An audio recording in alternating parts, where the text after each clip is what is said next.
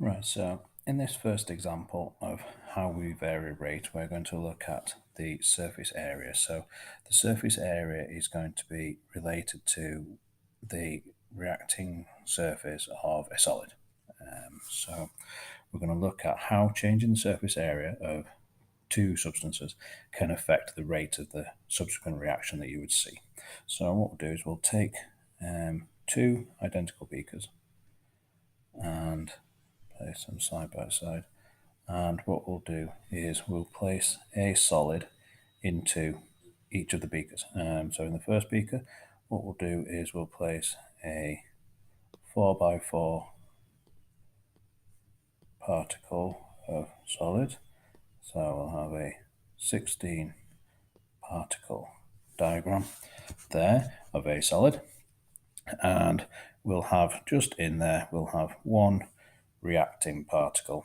Well, now we'll imagine this is a solution, so we'll imagine obviously that it's full of particles, but to simplify the diagram, we'll just have one reacting red particle there, and we'll do exactly the same thing in the other one. We'll have the same red reacting particle, but this time instead of having what's essentially a 4 by 4 particle diagram there, we'll chop it up and we'll split up the 4 by 4 pieces of solid into four 2 by 2 particles. And what's important to see is we've got the same number of particles in each diagram. We've got 16 blue particles. We've got 16 blue particles in both diagrams, and we've got the one reacting red particle. And what we can see diagrammatically is that the particle which is going to react, so for example, we'll say that one there, and we'll say that one there. As we've just said, they have to collide.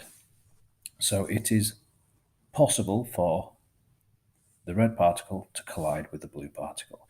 Therefore, it is possible for those two substances to react. And what we're looking at now is if we have the ability to affect the number of collisions that can occur, we can then affect the rate of the reaction of two reacting particles. And what we can hopefully see is that if this solid is resting on the bottom of the beaker, it is possible for those four particles to react with those three particles and those three particles there. It's not possible in this diagram for these particles initially to react with the outer particle that's going to collide with it. However, in the other example, it is possible for all of these particles to be hit by the red particle. It can get down between the gaps and collide with every single one of the 16 particles. That will allow for more possible collisions per second, allowing, therefore, for a higher increased possibility of the rate of reaction because of the increased surface area. So here we have an increased surface area on the right hand side diagram. Okay, so this one has an increased surface area, therefore it's possible for the rate to increase because of the increased likelihood of collisions per second between the two reacting particles.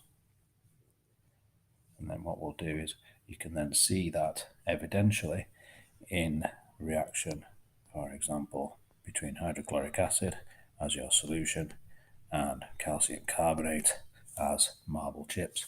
And you can measure that via either measuring the volume of a gas which is given off or by recording the mass loss of the reacting products as that reaction proceeds.